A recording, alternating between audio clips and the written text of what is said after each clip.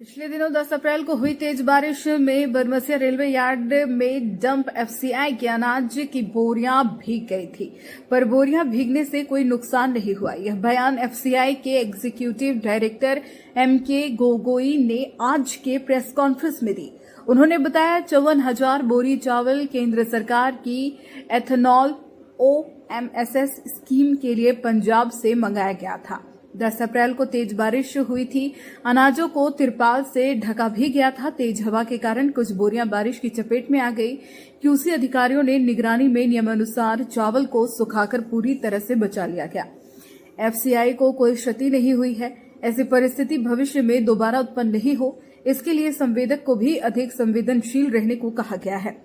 Railway yard में shade निर्माण के सवाल पर उन्होंने कहा कि इस दिशा में भी विचार किया जा रहा है।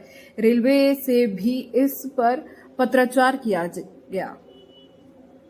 बचाव के लिए क्या कारगर कदम उठाए जा रहे हैं? देखिए, अभी आपने सुना, अभी जैसे मेरे डिविजनल मैनेजर ने कहा कि सारा का सारा स्टॉक सुरक्षित है और कोई हानि का कोई प्रश्न नहीं उठता है, क्योंकि जो स्टॉक आया था इथेनॉल प्रोडक्शन के लिए था और आज 2000 बैग भी निकाला जा चुका है उसी स्टॉक में से, after having followed the due SOP।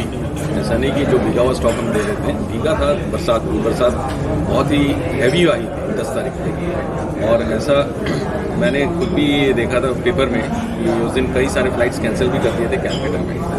ऐसी बरसात में अगर आए तो डेफिनेटली लाजमी है कि थोड़ा बहुत पेरिफेरल डैमेज होता है, नुकसान होता है, पानी आ जाता है, लेकिन उसका भी एक तरीका होता है जिसको कि हम अपनाते हैं। हमारे QC ऑफिसर्स का प्रोसीजर है, सेट प्रोसीजर है।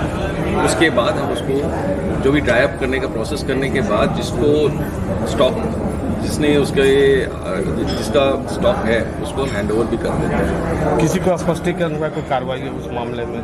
देखिए, अभी तो कार्रवाई, अब जैसे कहते हैं कि हमने तुरंत विभागीय कार्रवाई हमने की है, जो भी हमारे ICCS टीम बोलते हैं यहाँ पे, और जो भी हमारे साइडिंग इंचार्ज थे उनके ऊपर भी हुई है डिसिप्लिन, जैसे अभी उन्होंने शुरुआत की है।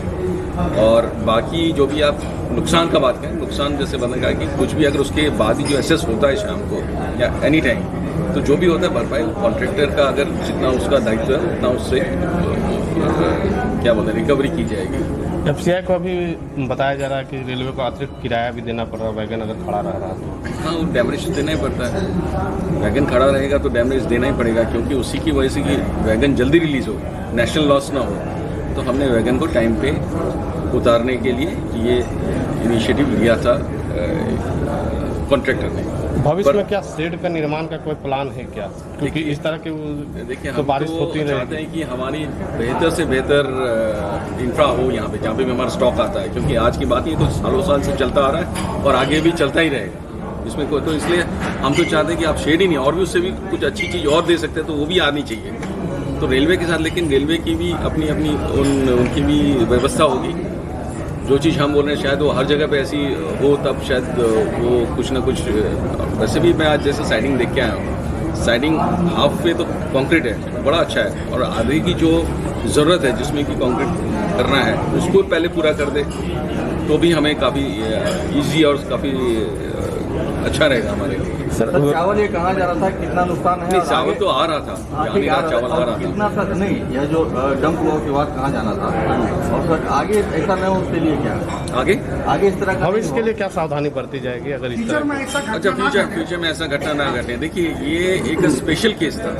स्पेशल केस इसलिए था कि 6 तारीख को जो रेक आई थी, 7वें 8 दिन लेबर न होने की वजह से उनकी अनलोडिंग में थोड़ा टाइम लग गया, जिसकी वजह से कि एक और रेक, आज भी देखेंगे एक रेक लगी हुई है।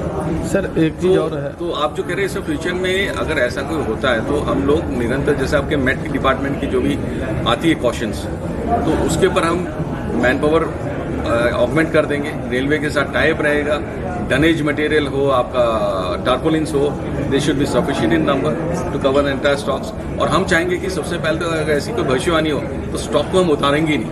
सबसे बात तो ये है सर, वो किस उतरेगा नहीं, वो किस योजना के अनाज? कितनी बोरियां भींगी सर? कितनी बोरियां थी और कितनी बोरियां भींगी? करीब जो मेरे को रफली कितनी हुई सर, अफेक्टेड जो 2000 से ज्यादा बैग अफेक्टेड नहीं थे। उसकी रकम कितनी है सर जो बर्बाद हुआ? उसकी रकम नहीं, बर्बाद तो कुछ नहीं हुआ ना, बर्बाद तो कुछ भी नहीं हुआ।